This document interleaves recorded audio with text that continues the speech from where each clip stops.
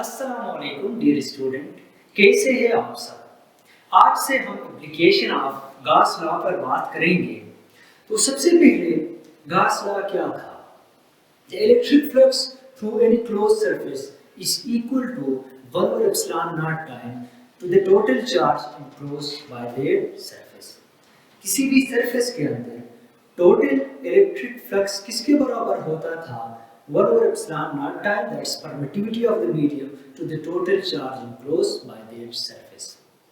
और इसका जो मैथमेटिकल फार्मूला हमने डिराइव किया था वो सिंपली क्या था, flux is equal to q divide by epsilon naught.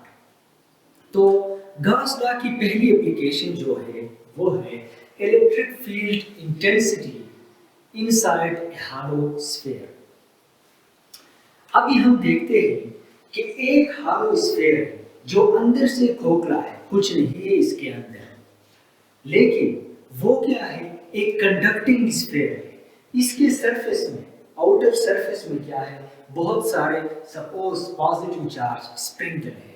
तो हम देखते हैं कि इस कंडक्टिंग स्फीयर के इनसाइड किसी भी एक आर्बिट्ररी पॉइंट में इलेक्ट्रिक फील्ड इंटेंसिटी या सिंपली इलेक्ट्रिक फ्लक्स किसके बराबर होता है, इसको फाइंड आउट करते हैं।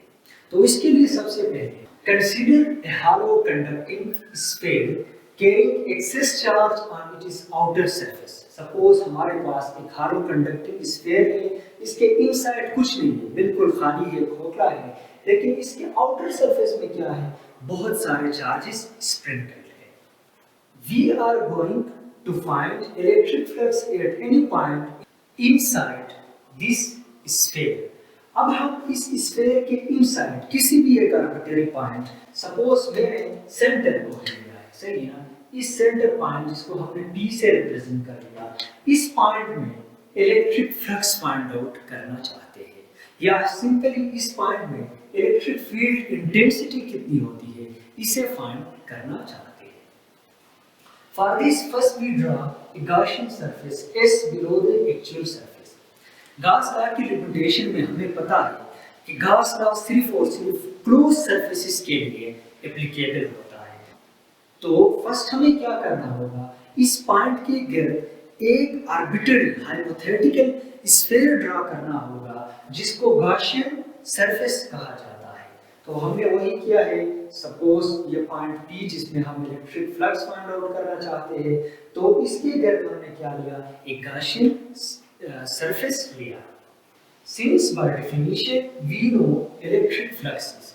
अब इलेक्ट्रिक फ्लक्स की जो डेफिनेशन हमने की थी, इसके मुताबिक फ्लक्स किसके बराबर था, the electric field intensity dot product with area vector के बराबर था। तो हमने वही फार्मूला लिखा। अभी देख ले, since the electric field intensity E is zero inside this sphere because the charge is zero inside this sphere।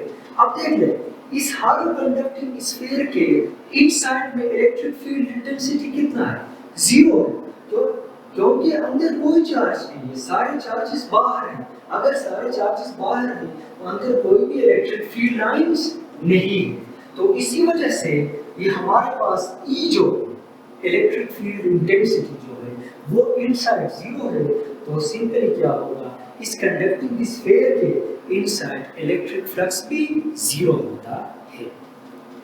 या अल्टरनेटिवली हमने गॉस लॉ में पढ़ा था, गॉस लॉ किसके बराबर था, the flux is equal to 1 over epsilon naught time to the total charge enclosed by that sphere। अभी देख ले, अभी हम किस पॉइंट में, इस पॉइंट P में electric field intensity find out करना चाहते हैं। तो इस पॉइंट P में चार्ज कितना है, जीरो है, क्योंकि सारे चार्जेस इस स्फीयर के आउटसाइड में है, इनसाइड कोई चार्ज नहीं है। तो इनसाइड अगर चार्ज जीरो है तो इलेक्ट्रिक फ्लक्स हमारे पास जीरो है, सिंपली इलेक्ट्रिक फील्ड इंटेंसिटी भी हमारे पास इनसाइड इस कंडक्टिंग स्फीयर के जीरो है। तो ये था पहला एप्लीकेशन गॉस लॉ का, जिसके जरिए से हम एक हॉलो कंडक्टिंग स्फीयर के अंदर इलेक्ट्रिक फ्लक्स फाइंड आउट कर सकते हैं।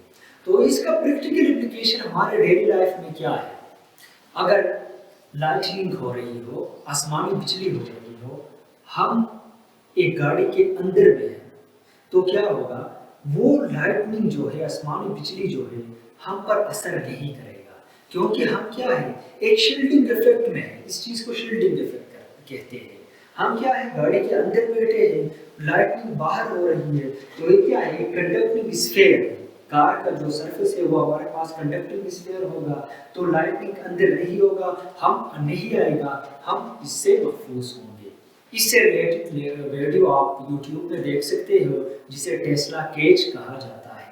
तो ये बहुत ही यूजफुल एप्लीकेशन है हमारे डेली लाइफ में भी। ये था गास लॉ की पहली एप्लीकेशन। वीडियो देखने के लिए thank you so much. Kindly do subscribe and like my YouTube channel.